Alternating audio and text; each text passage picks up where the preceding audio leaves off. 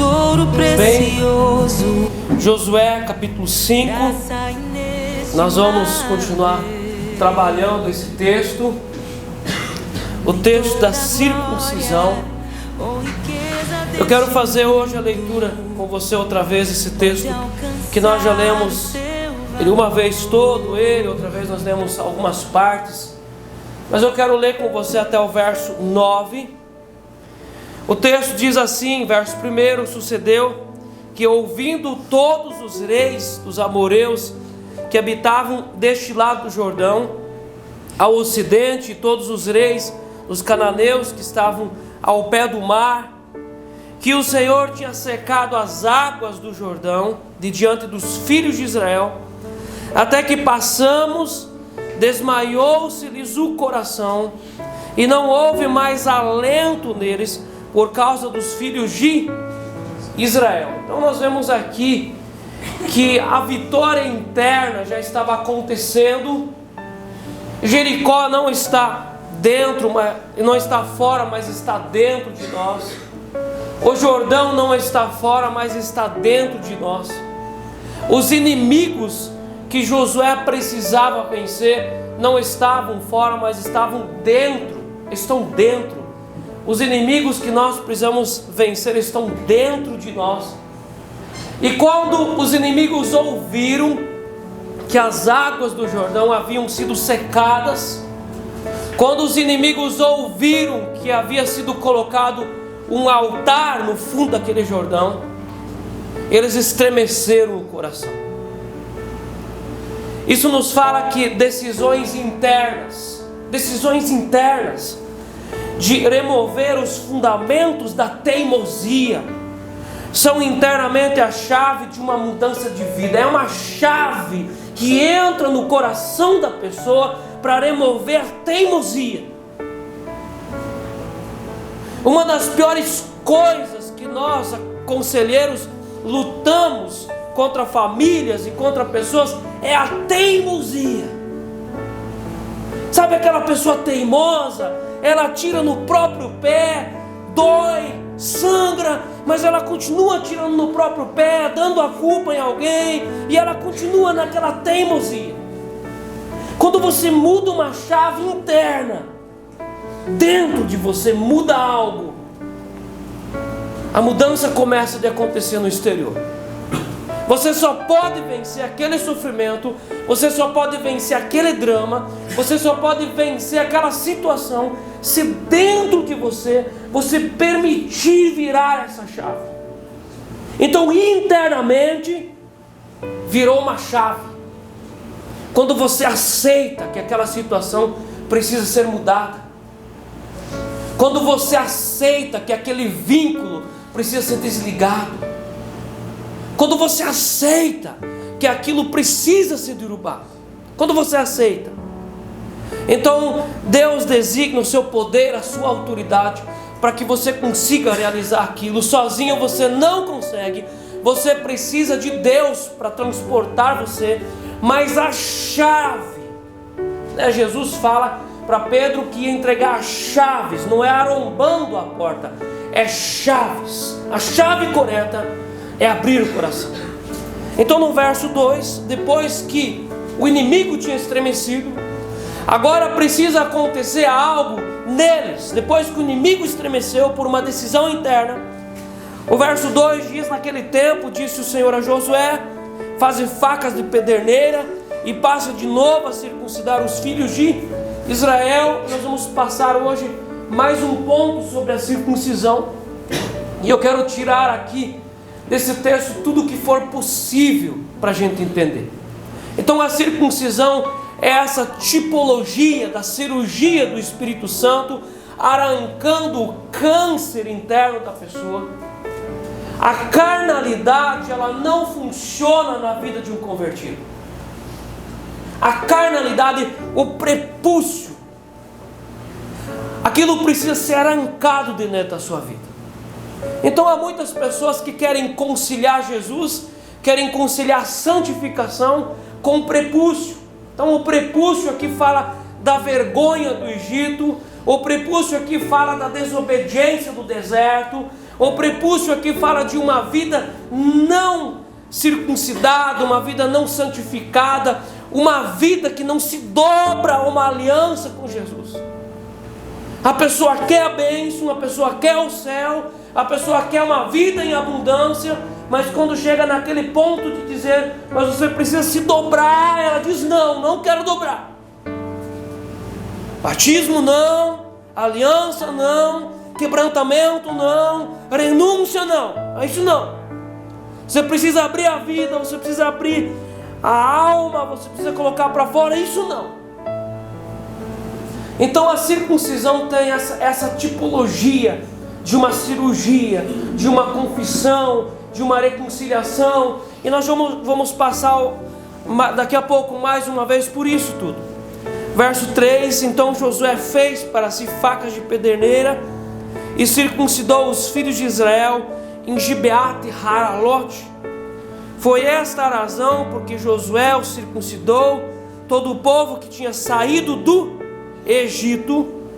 Os homens todos, os homens de guerra, eram já mortos no deserto pelo caminho, porque todo o povo que saíra estava circuncidado, mas a nenhum deles que nascera do deserto pelo caminho, depois de terem saído do Egito, haviam circuncidado.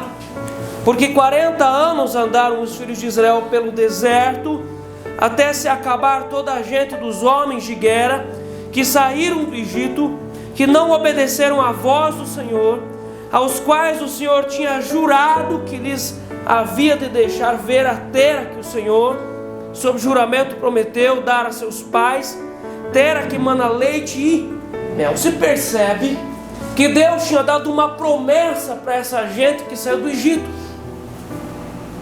mas a promessa não se cumpriu neles. Eles morreram. E nós sabemos da história que eles morreram de teimosia. Mas teimoso, ignorante, teimoso, mula empacada. Às vezes tem gente, tem igrejas, que Deus tem um avivamento, Deus tem um plano, Deus tem um projeto para a igreja, e a coisa não anda, a coisa não vai. Mas Deus tem um projeto para a igreja. Às vezes Deus precisa trocar todas as pessoas de uma igreja para o projeto dele funcionar. Muitas vezes Deus precisa deixar todos morrerem, os velhos morrem, para então os novos fazerem parte do projeto. Quando alguém diz, eu quero viver aquilo que Deus tem para mim. Então aqui, aqueles antigos que Deus tinha dado a promessa, não viveram a promessa, por quê? Teimosia. Meus irmãos, essa é uma das coisas que o pastor mais lida no ministério com as pessoas, teimosia. Meu Deus do céu, meu Deus do céu, as pessoas, elas morrem na teimosia, mas não abrem mão de uma ideia. É uma coisa terrível. Às vezes é horas de conversa e a pessoa é irredutível naquela porcaria que ela vive. É uma filosofia tosca, uma filosofia morta, uma filosofia de inferno, mas ela aposta a vida naquilo. É o que aconteceu com essa geração. E eu acredito que aqui nessa comunidade tem pessoas que vivem isso.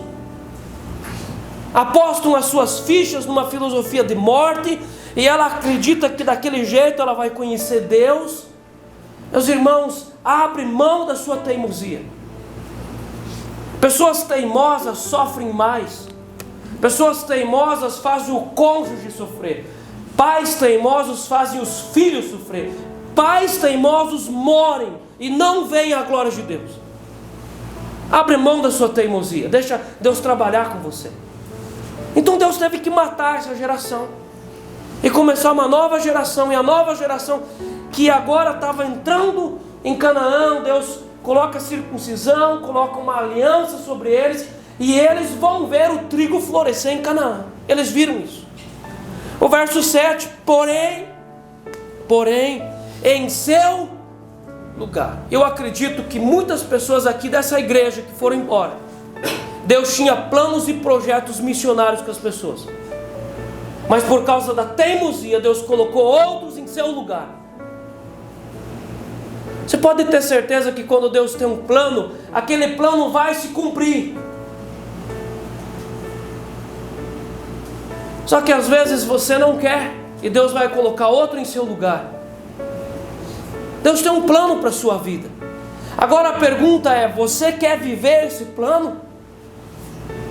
Ou você quer que Deus passe esse plano para outra pessoa?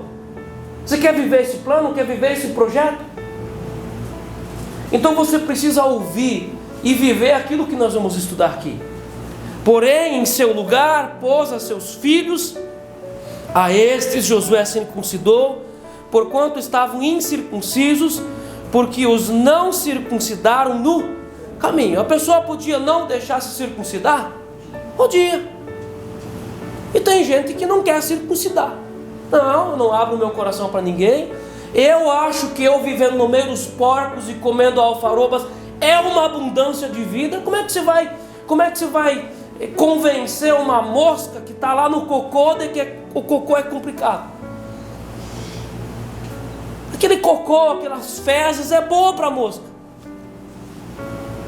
Como é que você vai convencer o cara que ele precisa, tem vida em abundância, se ele acredita que no meio dos porcos, no meio da alfaroba é abundância?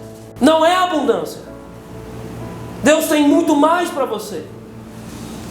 Verso 8: tem sido circuncidada toda a nação, ficaram no seu lugar no arraial, até que sararam. Isso nós vamos tratar nas próximas aulas. O sarar. Verso 9: disse mais o Senhor a Josué: hoje removi de vós o opróbrio do Egito, pelo que o nome daquele lugar se chamou Gilgal até o dia de hoje. Amém? Então no culto passado nós falamos sobre a confissão cirúrgica, e eu falei com vocês sobre a história do Davi, adultério, homicídio. Nós sempre vamos olhar para esse tipo de história, é uma escada para baixo, é sempre em direção ao fundo do poço. Começa uma coisa que vai levando a outra, que vai levando a outra, que vai levando a outra, até que chega num ponto que trouxe para cima da sua vida um adultério, um homicídio, escondendo o pecado.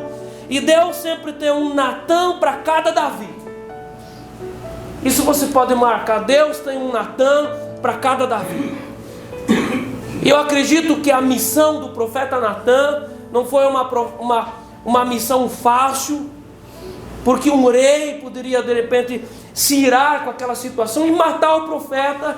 E profeta é um ser que sempre corre riscos, porque ele sempre se coloca numa situação de conserto, e o profeta ele está sempre desarmando bombas, e se você cortar o fio errado, pum! Mas Deus tem sempre um Natã para cada Davi que deseja mudar a sua história. Talvez você aqui nessa noite é o Davi que precisa de um Natã para conduzir você para uma mudança de vida. E Deus faz esse negócio. Meus irmãos, o pecado de Davi e a confissão de Davi, o pecado trouxe consequências, mas a confissão quebrou, desligou consequências ainda maiores. Então nós falamos sobre a confissão cirúrgica.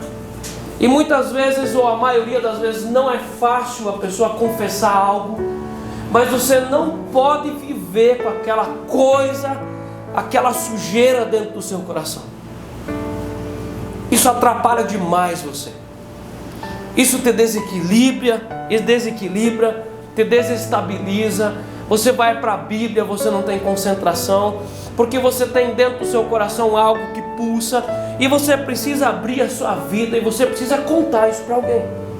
Isso é cirúrgico, é a confissão cirúrgica. Então depois nós também falamos na mesma pregação sobre a reconciliação cirúrgica. Meus irmãos, uma batalha, um desencontro familiar, um desvinculamento familiar, isso precisa passar por uma reconciliação. O tempo não muda as situações. Briga com o pai, briga com mãe, desonra com filhos, desonra com pais, isso precisa ser colocado em ordem, gente. Reconciliação de casamento, reconciliação com pessoas da igreja, isso precisa ser colocado em ordem. E nós estudamos a história ali do Judá e da Tamar, e nós vemos na vida de Judá que ele foi vítima de um pai, o Jacó. Ele, em detrimento de uma esposa, ele amava a outra esposa. A Bíblia diz que ele amava uma esposa e ele rejeitava as outras. E o Jacó fazia isso também com seus filhos, em detrimento de vários filhos. Ele amava José acima de todos. E a família de Jacó se transformou num grande problema, num grande caldeirão que o tempo todo estava nevrálgico. O tempo todo eles passavam por situações sempre quase fervendo, com a família, com as esposas, com os filhos. E a Bíblia diz que aquela rejeição, aquela coisa sempre esquentando, aquela família sempre na briga, sempre na batalha, sempre na disputa, uma mulher disputando com a outra, o tempo todo aquela disputa, e aquilo terminou numa coisa terrível. Eles venderam José para o Egito.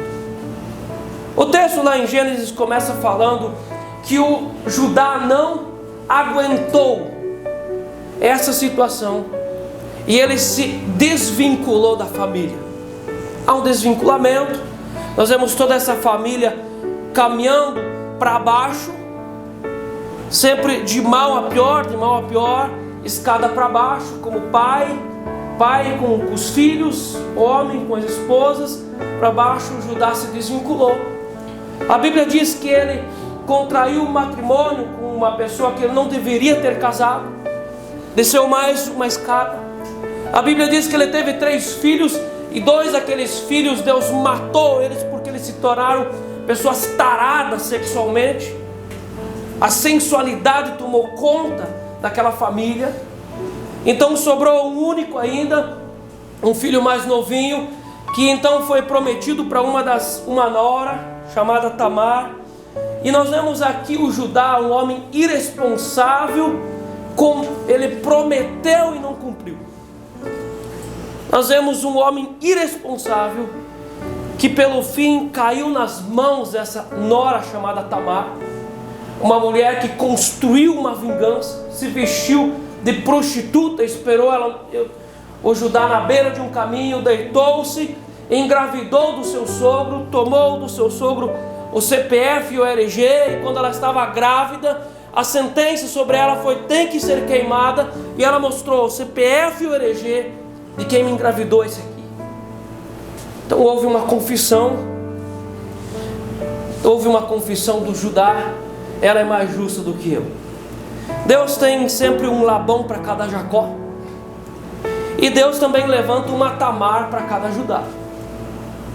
Se você não quer aceitar as coisas que Deus tem uma boa, não tem problema, Deus arruma um Labão para você.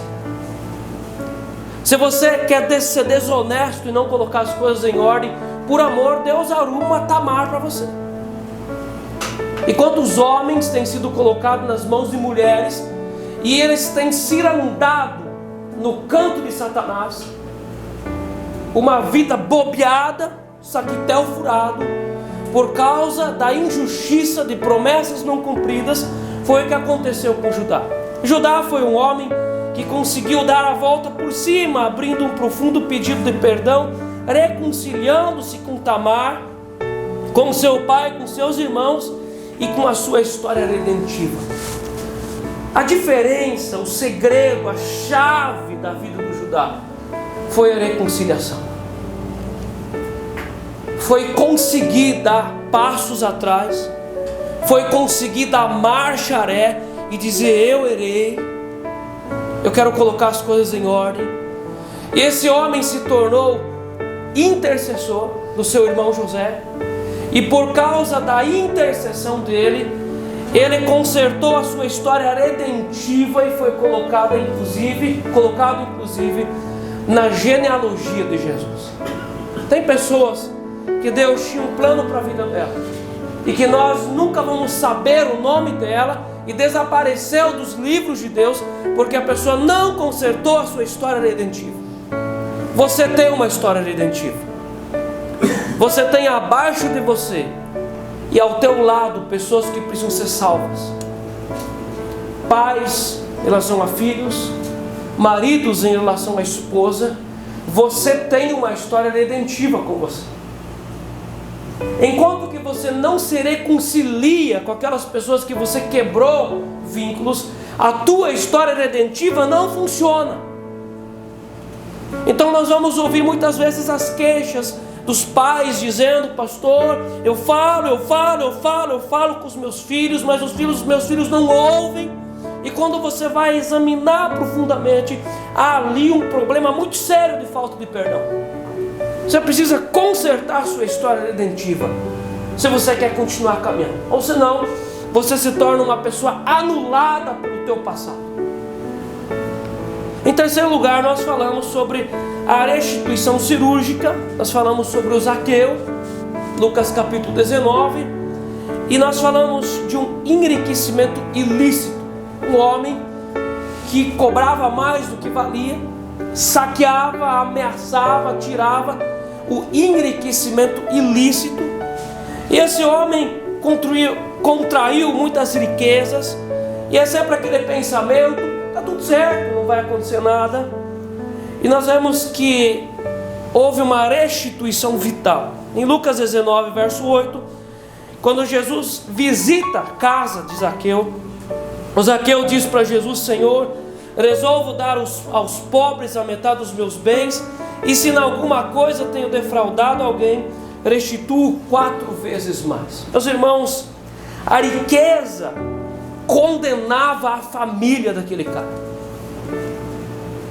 Há maldições que as pessoas trazem sobre a sua casa, maldições que se tornam membranas que fecham. A salvação não entra na casa da pessoa. A salvação é um espírito de Deus. E a salvação não entra na vida da pessoa, porque ela trouxe uma maldição sobre o seu nome, uma maldição sobre a sua vida. A pessoa é amaldiçoada pelo passado, e a salvação não entra na casa dela. Quanto mais ela corre atrás da salvação, mais a salvação corre da pessoa. E a prova disso é que nesse mesmo texto, continuando a conversa de Jesus com Zaqueu, em Lucas 19, verso 19, então Jesus lhe disse: hoje houve salvação nesta casa, por causa que esse homem, com a atitude dele, tinha fechado a porta da salvação para toda a família dele, esposa e filhos. Então, às vezes, a atitude de uma pessoa da família. Nós vamos ver isso lá no capítulo 7. Eu vou falar com vocês sobre a responsabilidade, e o pecado é coletivo. O pecado de um pastor pode sujar toda uma igreja.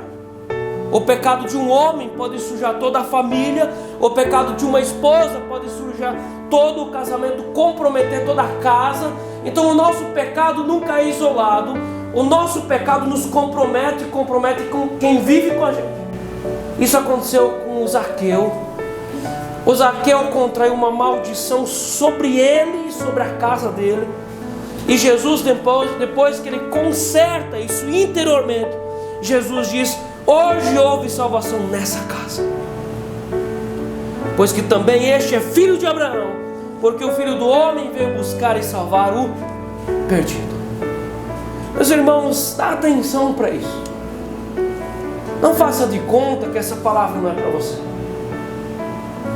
Dá atenção para isso. O tema que eu quero tratar hoje com você, eu rebusquei tudo isso para nós fazermos uma emenda nisso aqui. E a circuncisão e a carnalidade. Meus irmãos, você não pode ser cristão e ser carnal. Isso não funciona. Então nós temos 2 tipos de carnalidade. Nós temos a carnalidade que a pessoa aproveita tudo: bebida, e festa, e mundo, e droga, mas nós temos aquela carnalidade do cristão, aquela carnalidade do crente que está há anos na igreja, é aquela carnalidade secreta, silenciosa. Ele não é fumante, ele não é bebum, mas ele é pornográfico. Só um pouquinho, 5 minutinhos. Ele gosta de algumas músicas. Não, isso aqui é clássico, pastor. Isso aqui é cultura. Carnalidade. Se você é carnal, você não sabe quem é Jesus. A carnalidade. Então, quando nós olhamos no verso 2, no verso 3, 2 nós já lemos várias vezes, o verso 3, então Josué fez para si facas de pederneira e circuncidou os filhos de Israel em Gibeate e Haralote. Precisa cortar fora essa carnalidade.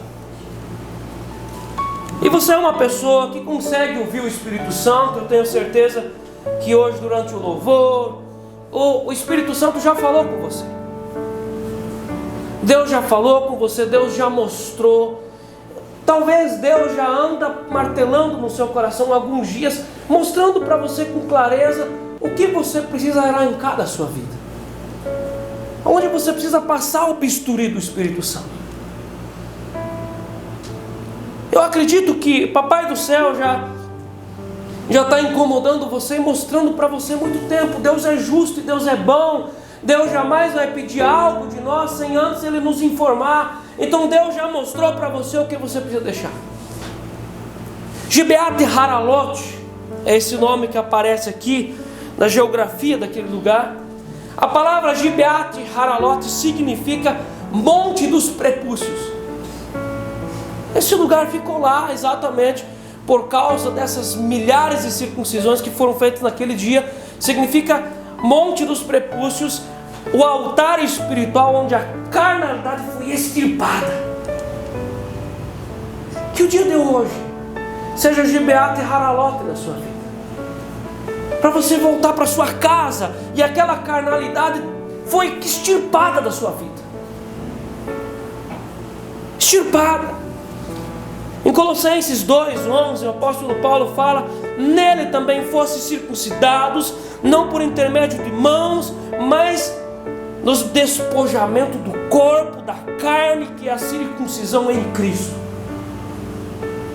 Precisa cortar fora, precisa arrancar aquele negócio, aquela vida superficial, aquele pensamento superficial. Aquilo precisa ser arrancado.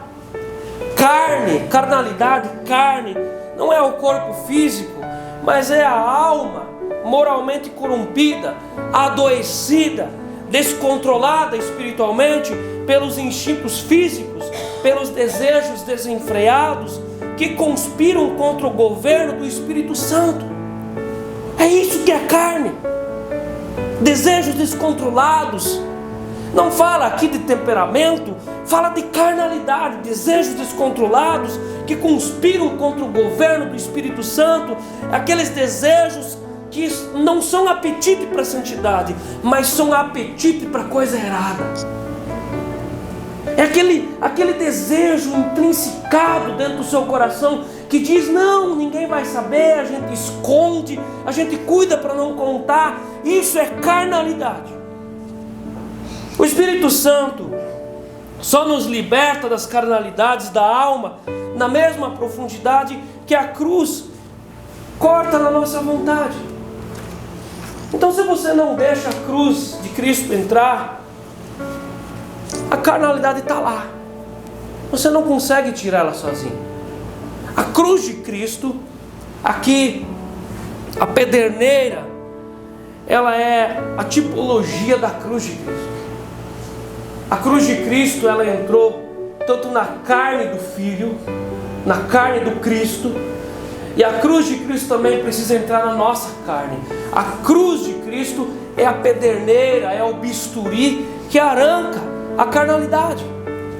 A cruz de Cristo é o plano de Deus para a salvação de todos os humanos.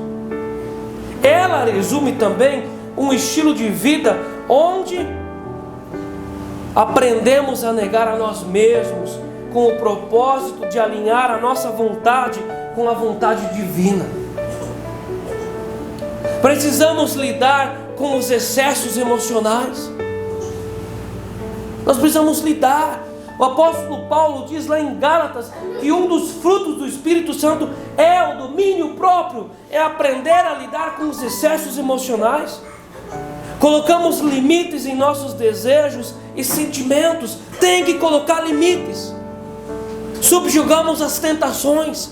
Ser tentado não é pecado, mas ceder à tentação é pecado. E tem gente que nem é tentado, a pessoa já cai sem tentação mesmo. Ela planeja. Isso é um prepúcio enorme na sua vida. É a carnalidade do Egito. Alçamos a maturidade de acatar um não de Deus. Dentro dessa circuncisão nós aprendemos a ouvir Deus falar não para a gente, ou Deus falar espera um pouco, sem agitação. Nossa vontade é cirurgicamente santificada pela presença da cruz na nossa vida. A cruz de Cristo precisa entrar na sua vida. Meus irmãos, nós temos falado muitas vezes, isso eu continuo falando, desliga um pouco esse celular. O celular é uma das perdições dessa geração. A pior forma de Satanás entrar na sua vida é com distrações. Uma das formas como Satanás hoje trabalha no meio dessa geração é distraindo as pessoas com filmes, com seriados, com vídeos. A pessoa precisa estar distraída. Enquanto ela está distraída, ela está anestesiada para a realidade da eternidade. A pessoa não para refletir que ela vai morrer, que ela precisa tomar uma decisão de céu e inferno. E Satanás rodeia essa pessoa com muitas coisas para assistir. Então ela não para analisar como as coisas são preciosas e você precisa decidir. A nossa vontade precisa ser cirurgicamente santificada. De que jeito? Em Mateus capítulo 5, Jesus fala assim: se o teu olho direito te faz tropeçar, arranca-o de ti. Se tua mão direita te faz tropeçar, arranca de ti. Se o teu pé direito te faz tropeçar, arranca-o de ti. Pois te convém que se perca um dos teus membros e não seja todo o teu corpo lançado no inferno. Jesus diz isso. O pecado não está no olho, não está na mão, não está no pé. Mas Jesus fala aqui de uma santificação por amputação. Essa é a radicalidade que precisamos oferecer para lidarmos com os excessos e tropeços da nossa alma. É necessário arrancar. Tem coisas que você precisa arrancar da sua vida. Eu tenho visto nesses meus anos de ministério, muitas coisas fazem uma pessoa se perder do caminho da eternidade. Mas duas delas são as principais: parentela e amizade. Eu já passei muito sufoco de falar para a pessoa que ela tem que abandonar a parentela ímpia. Não, de jeito nenhum, porque a parentela, porque como é que eu vou abandonar a minha parentela, porque eu vou dar as costas para a minha parentela, e vai para o inferno. Deus fala para Abraão: sai da tua terra, do meio da tua parentela, para mostrar a importância de fazer cirurgias, amputações radicais na sua vida. Você fica protelando, você fica protelando. A segunda coisa que tem que cortar de um dia para o outro é a amizade. Nós temos que parar com essa nosso crentez hipócrita. Não, pastor, é que eu vou evangelizar. Não tem unção de evangelização para você, para essa pessoa. Não tem. Às vezes a pessoa não evangeliza nem os filhos e nem a esposa, e não evangeliza ninguém, mas quer evangelizar os ímpios da rua. Isso é hipocrisia, é carnalidade. é ser mentiroso, é ser hipócrita. A pessoa não é ungida para evangelizar, ela não é consagrada para evangelizar. Para que mais quer evangelizar? Não tem autoridade para você. Você precisa amputar isso. E muitas pessoas vão ir para o inferno porque elas não conseguem abandonar amizades. Às vezes a pessoa está anos e anos na igreja, está patinando por causa daquele um amigo que ela diz: não, eu não posso dar as costas porque eu não posso rejeitar. Essa é a radicalidade que precisamos oferecer para lidarmos com os excessos e tropeços da nossa alma, e com a concupiscência dos olhos, com a concupiscência da carne, com a soberba da vida. Você precisa deixar o Espírito Santo arrancar esse prepúcio que está atrapalhando você, de você ter intimidade com Deus. Mas aí você fica dizendo: não, eu não quero, porque eu vou passar vergonha, o que vão falar de mim? Aí aquele prepúcio impede você de conhecer Deus. Quem perde? Você. A carnalidade, a cobiça, a soberba funcionam como aquela fimose na mente e no coração, tornando a pessoa fechada. Sabe, a pessoa fecha. Às vezes a pessoa nem faz assim com os braços, mas o coração está travado, a pessoa fecha. A mente fechada, a cabeça fechada, o entendimento fechado. Não tem como você entrar. Aquela cabeça é uma cabeça de ferro, parece que é uma jaula. Então tudo isso fala dessa fimose do coração, que a pessoa é fechada. Ela não é pronta para ouvir conselhos, não susceptível à intimidade com Deus, incircuncisa de mente e coração, estéril, impermeável para a revelação divina. Tudo isso fala aqui dessa fimose, falando do mundo espiritual. Essa fimose que impede o entendimento, que impede intimidade, que impede de Deus agir na vida da pessoa. A carnalidade aqui, a dureza, é o prepúcio, fala de excesso de pele, excesso de carne, que impede a higiene. Falando espiritualmente falando, a pessoa que tem aquele prepúcio espiritual, tem por detrás daquele prepúcio tem sujeira espiritual. A pessoa sempre esconde pecados, esconde traumas, esconde abusos, esconde coisas. A pessoa, ela gosta de ficar com o prepúcio porque ela pode esconder detrás daquele prepúcio a sujeira da vida. E aquela sujeira da vida vira num câncer espiritual. Produz fedor, mau cheiro espiritual. Então a carnalidade, a dureza, o prepúcio, o excesso de pele, o excesso de carne, que impede a higiene, impede a santificação, impede a intimidade e torna-se doloroso e infrutífero para a pessoa. Meus irmãos, uma das coisas mais tristes que pode acontecer com uma pessoa que frequenta a igreja é ser infrutífero. A pessoa passa anos numa igreja, mas ela não vê a produção de frutos do Espírito Santo na vida dela. Ela não tem produção de frutos. Ela é estéril, infrutífera.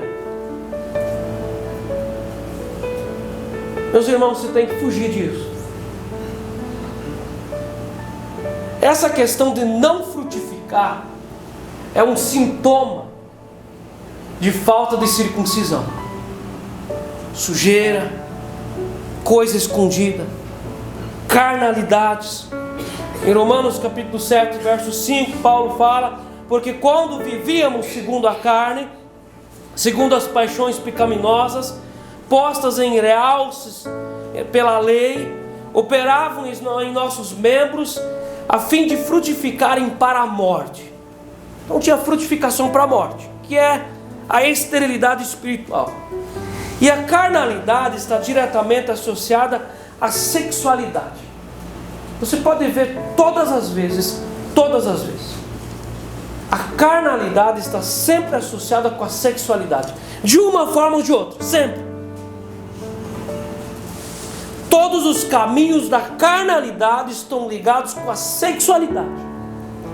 A circuncisão se dá no órgão sexual masculino. A atividade sexual é para aliançados. Casamento é para adultos. E não existe procriação, frutificação sem sexualidade. Amém? Isso é tranquilo para nós aqui. Deus criou isso dessa forma.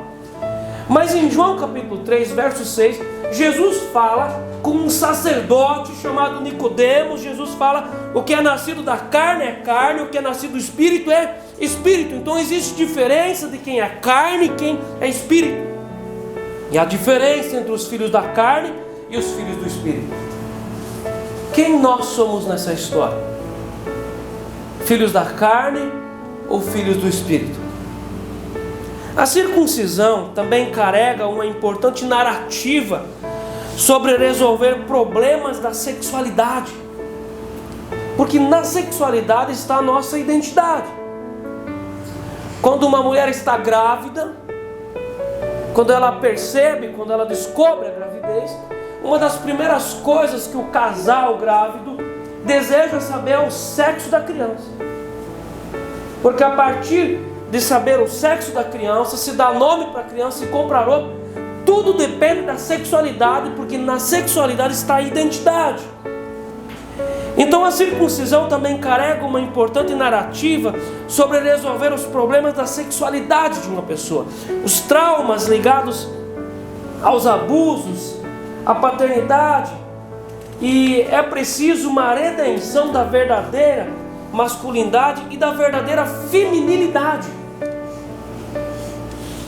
Para que isso seja, para que essa identidade seja pura e responsável.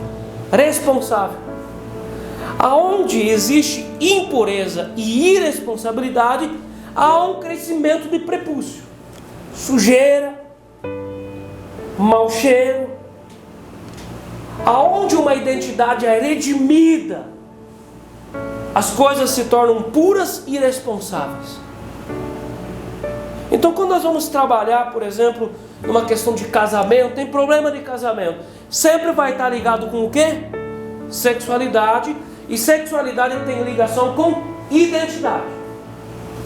Todas as vezes. Conserta-se a identidade, volta-se à normalidade da sexualidade. Se desejamos derrubar as fortalezas da alma que nos privam de uma vida espiritual abundante e frutífera, a santificação, a cruz, precisa operar nessa dimensão. E a partir disso, uma enorme parte de problemas conjugais e familiares são resolvidos. Aonde que começa o prazer da nossa vida? Em casa. Aonde nós resolvemos a primeira parte das coisas? No interior do nosso ser.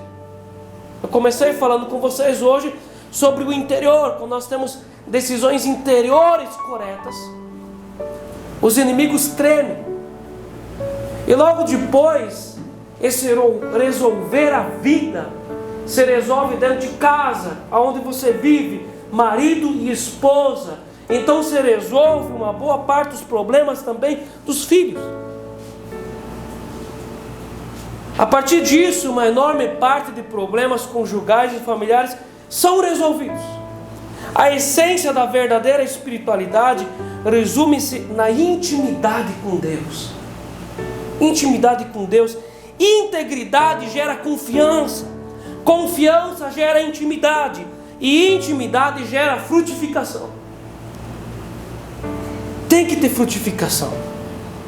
Aonde tem esterilidade, tem morte. Aonde tem vida, tem frutificação.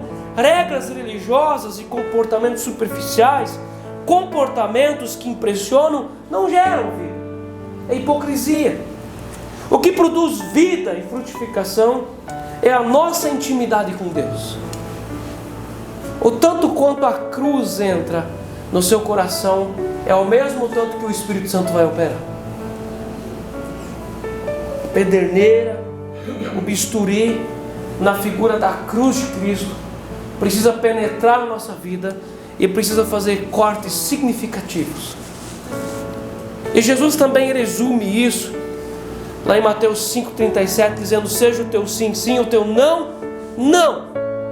Falando ali de uma intercessão cirúrgica, sim, sim e não, não. Não protelar.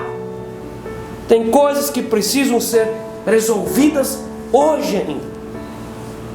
Meus irmãos, uma mente liberta da carnalidade, um coração circuncidado, uma mente desancorada dos traumas e vergonhas da escravidão do pecado, se torna uma vida produtiva.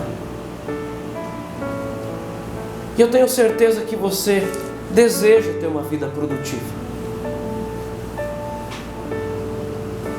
Coloque isso como algo importante na sua vida. Nós não apenas queremos ter uma vida produtiva, mas nós somos criados por Deus para sermos produtivos. Nós precisamos ser produtivos.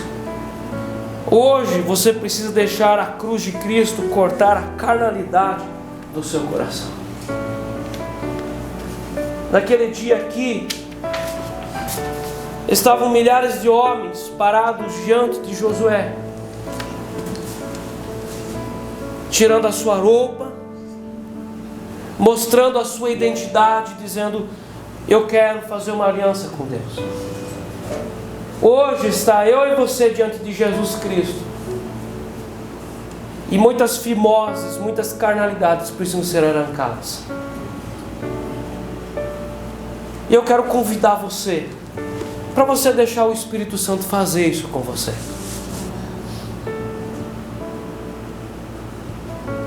Eu quero orar com você. Eu tenho certeza que lá no seu coração, no íntimo, você pode desligar coisas, aquilo que o Espírito Santo mostrou para você. Você quer fazer isso? Você quer deixar o Espírito Santo, quer deixar a cruz de Cristo entrar na sua vida? Você pode fechar os teus olhos. Eu quero orar com você, e naquilo que o Espírito Santo mostrou para você, deixa o Espírito Santo desligar isso em você. Naquilo que o Papai do Céu abriu a sua visão nessa noite, desliga isso. Você vai voltar para casa e radicalmente você vai abandonar esse negócio.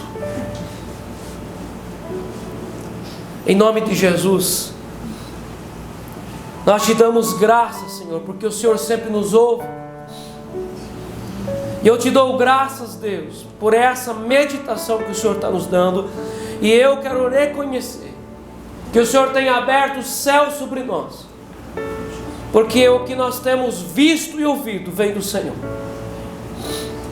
Em nome do Senhor Jesus, eu quero apresentar diante do Senhor a vida nessa noite, a vida desses meus irmãos aqui, que de fato, lá no seu interior, no seu coração, estão se dobrando diante da cruz de Cristo,